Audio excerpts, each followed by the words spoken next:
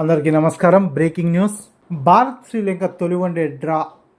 ఈ డీటెయిల్స్ చూసే ముందు ఈ వీడియో నచ్చినట్లయితే లైక్ చేయండి, షేర్ చేయండి. మరిన్ని వీడియోల కొరకు మా ఛానల్ సబ్స్క్రైబ్ చేసుకోండి. కొలంబో వేదికగా శ్రీలంక భారత్ మధ్య ఆఖరి వరకు ఉత్కంఠభరితంగా సాగిన తొలి వన్డే డ్రాగా ముగిసింది.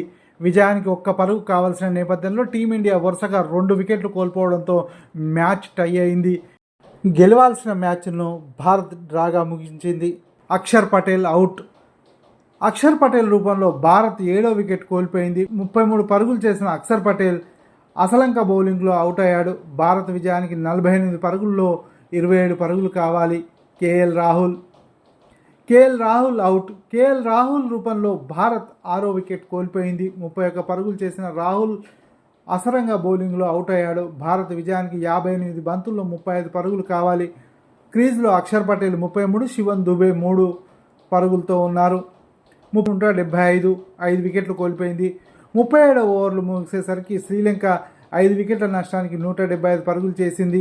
క్రీజ్లో కేఎల్ రాహుల్ 20, అక్షర్ పటేల్ 24 పరుగులతో ఉన్నారు. భారత్ విజయానికి 56 పరుగులు కావాలి. 47 ఓవర్లో శివన్ దుబే 6 కొట్టాడు. 6 కొట్టిన తర్వాత మ్యాచ్ 230 పరుగుల దగ్గర ఆగిపోయింది. ఒక్క పరుగుతో విజయం సాధించే సమయంలో శివన్ దుబే ఎల్బీడబ్ల్యూగా అవుట్ అయ్యాడు. తర్వాత వచ్చిన హర్షదీప్ సింగ్ కూడా ఎల్బీడబ్ల్యూగా అవుట్ అవ్వడంతో మ్యాచ్ డ్రా అయింది. ఈ వీడియో నచ్చితే లైక్ చేయండి, షేర్ చేయండి. మరిన్ని వీడియోల కొరకు మా ఛానల్ సబ్స్క్రైబ్ చేసుకోండి.